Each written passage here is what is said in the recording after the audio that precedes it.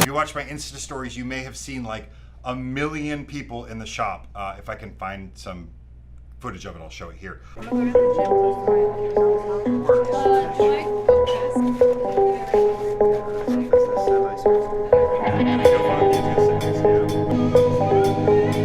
you have to take care of it later.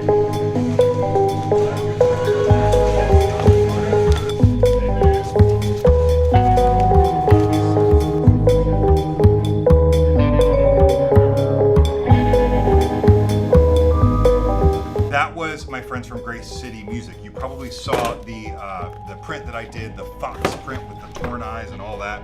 Hopefully you saw that. That was all a part of their album release, and this was the box that we were working on for them. So we did VIP kind of influencer boxes. I helped art direct those, and we worked out this thing where they did a decent amount of the work. We brought all their interns into the shop. Marcus and I got to hang with a bunch of people we've never met before. It was all a little insane, but totally awesome. And we figured out a way to make a really great insert, and I wanted to show you the box real quick. So this was what we did with the box. We built this great insert, and it's got the CD in it. It's got a really beautiful kind of rose gold fox pin. It's got this cuff by a local company. They're called Local Cuff, and it just says GCM for Grace City Music, and a sticker in there. I've already got one on one of my toolboxes. But the cool thing is it's got a pull tab, and there goes the CD. And this really great hoodie, and I'm gonna Vanna White it for a second and try this thing on. I guess it's not a hoodie, it's just a windbreaker, but check that out. I was really happy with how this came out. And so, you know, it was one of those things we collaborated. They ordered most of the pieces themselves, and I just helped them figure out how to assemble it. One of my favorite details is you pull that out and you got the fox inside. I think that's super cool. I've mentioned it before. One of my favorite artists in the world was this guy named Jerry Uelsman. He's a surrealist photographer that works only in the darkroom. So like, he's not photoshopping, he's actually using darkroom tools to make surreal imagery. And he talks about the idea of rewarding the careful observer. And I'm really keen on the idea that you should be able to give someone something that every time they look at it, they see something new.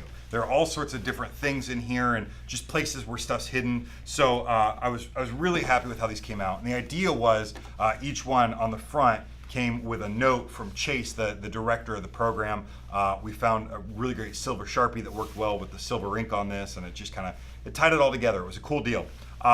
That album, as of the day I'm recording, it's Friday, that album released today. And so if it's something you're interested in, I'll put a link below where you can get it. It is Grace City Music, and it's self-titled, so it's just, I think it's literally called Grace City.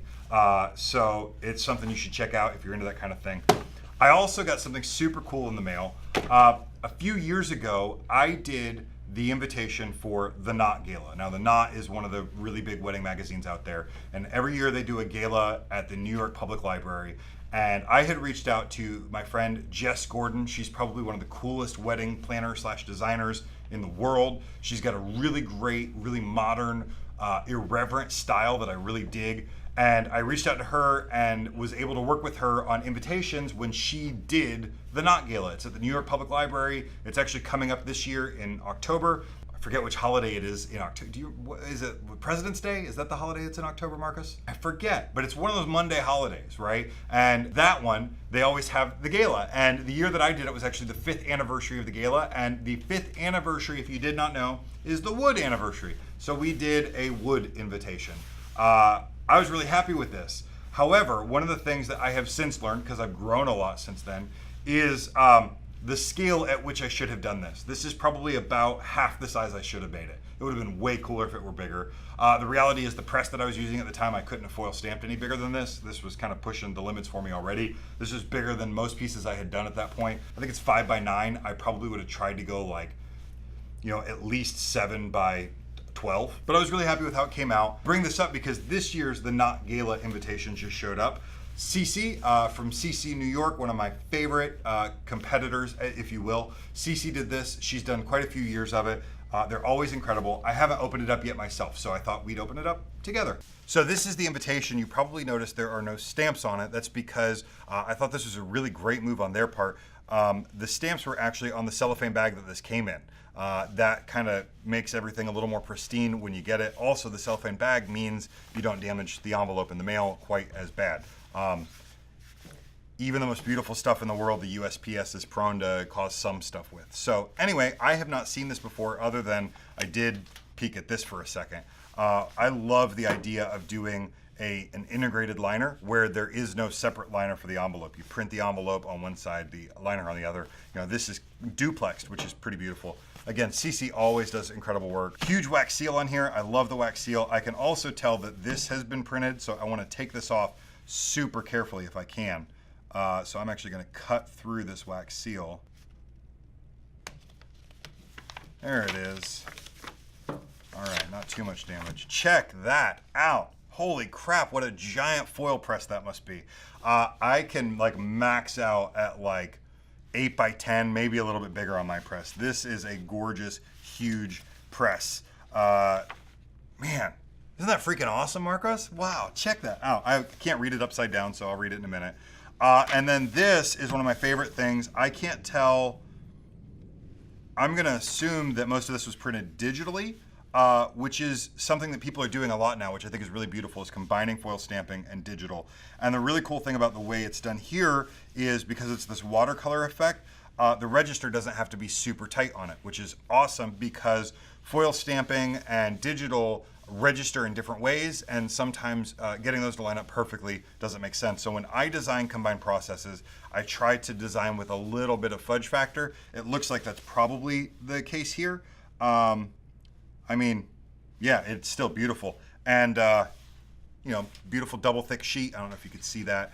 And then stunning foil stamping. Just as usual, CC kills it. I love this. This was probably laser cut, not die cut. And it's a share the excitement. So you better believe this will hit my Insta stories in a few minutes. And I'll share it because CC always does cool work. How cool is that?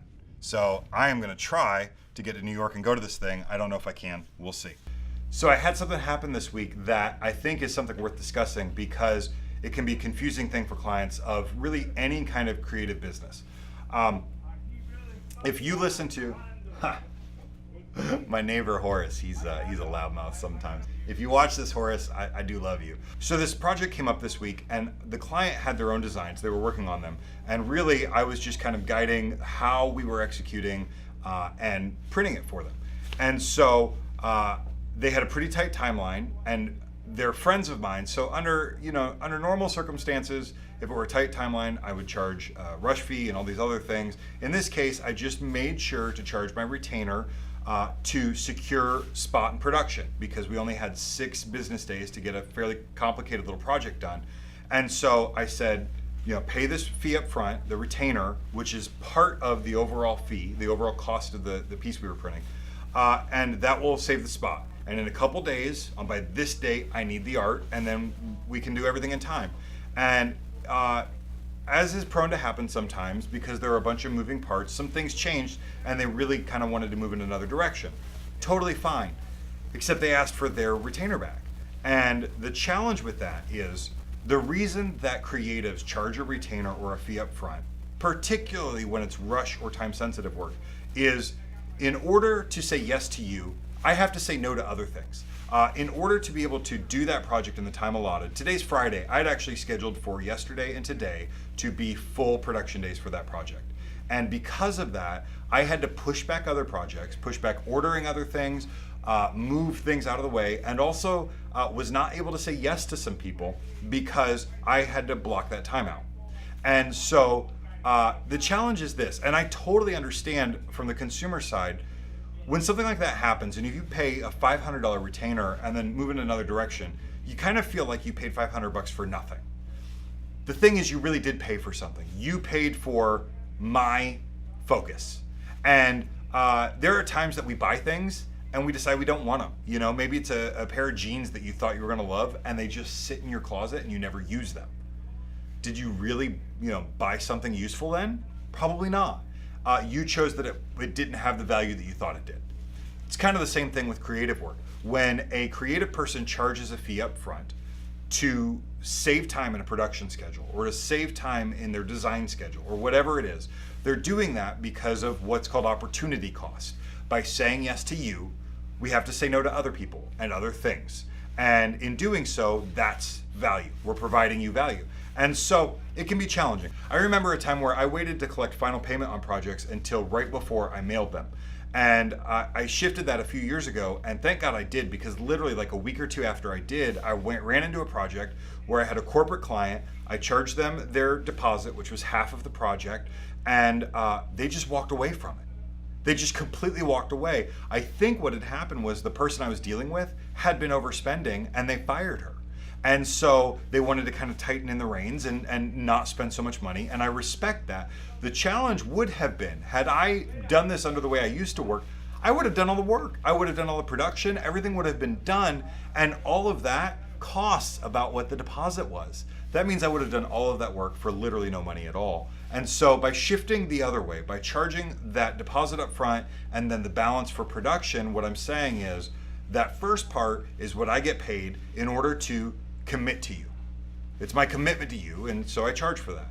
That second part is pretty much, in that case, what paid for production. It's an interesting thing that I think if you're not in the creative field or you're not in that kind of service world, it doesn't come up very often until you feel like maybe you were burned by it, or until you feel like something happened to you, until you experience it personally. So I figured that was something worth kind of going over. I'd be interested to hear your thoughts. If you're a creative, how do you charge? Where do you put those breaks? And why do you put them there? I think the way we charge says a lot about our businesses.